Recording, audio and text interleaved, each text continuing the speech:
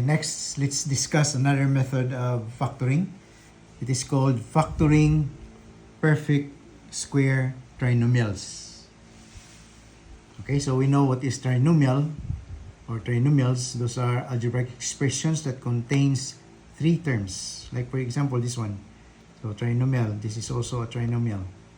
Okay, so to find the factors of the perfect square trinomial, we need to check the middle term. Okay, so the middle term, if you can see it here, the middle term is just the product of the base of the first term and the third term, then multiplied by 2, or simply twice the product of A and B. A and B are the bases of the first term and the third term.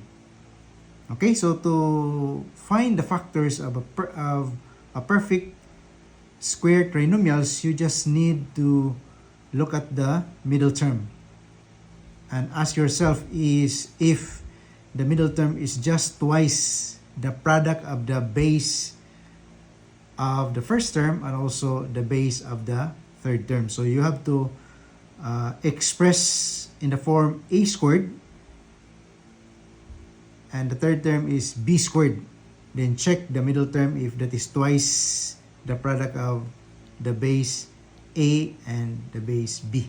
Okay, if it's true, if it happens like that, then the factors is simply the product of the sum of the first and the third term base. So these are the factors.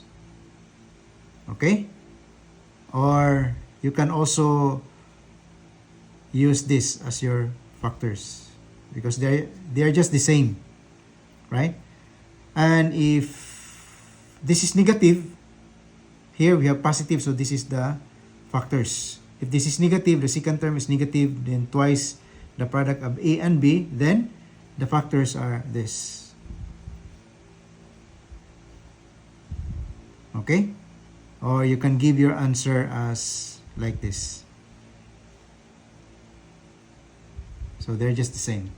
Okay, for example, here in our example number 1, we are given x squared plus 6x plus 9. So what we need to do is to express this trinomial into this form. So what I want to say is that you have to express the first term in terms of power 2 and the third term in terms of power 2. Okay? So let's rewrite the given. So the given can be written as x squared. We just copy the first term, then plus, just copy the second term, then plus the third term. We have to change this 9, the third term, into another expression. So 9 can be written as 3 squared. Right? So now we can find what is our A.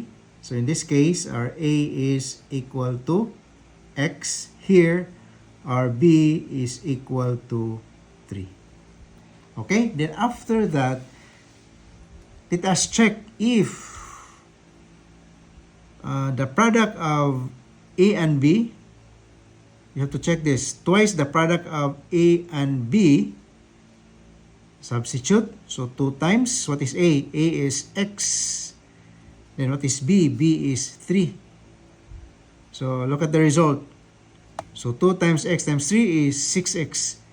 Then compare this to the middle term. Is this the same as the middle term of the given?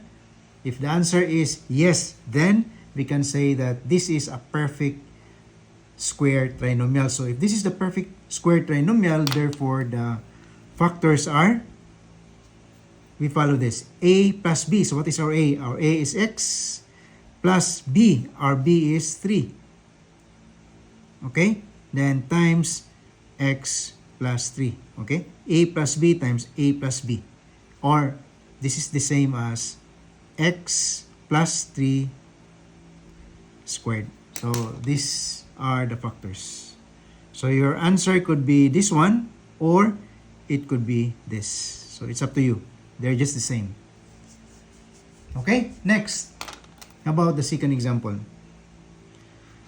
So the second example can be written as, just copy the first term and also the second term. Then plus, write this in terms of power 2, the third term. So 25 can be written as 5 squared. Okay, so after that, find what is our A, where A here is equal to x, then our B here is equal to 5. Then after that, check whether the product, twice the product of 2 times AB, let's check if it gives us the middle term. So our A is x, our B is 5. So check. So 2 times x times 5 equal to 10x. Is it the same as the middle term? Yes, the same. 10x. Positive. This is also positive. So therefore, this is a perfect square trinomial. So the factors are, so following this, A plus B times A plus B. So our A is x, plus B, our B is 5, times x plus 5, which is equal to x plus 5 squared. So these are the factors. So your answer could be this, or it could be this. So they are just the same. Alright, so that's all. I'll give you more examples in our next video. If you have any questions, just leave your questions or your comments in the comment section below. Thank you.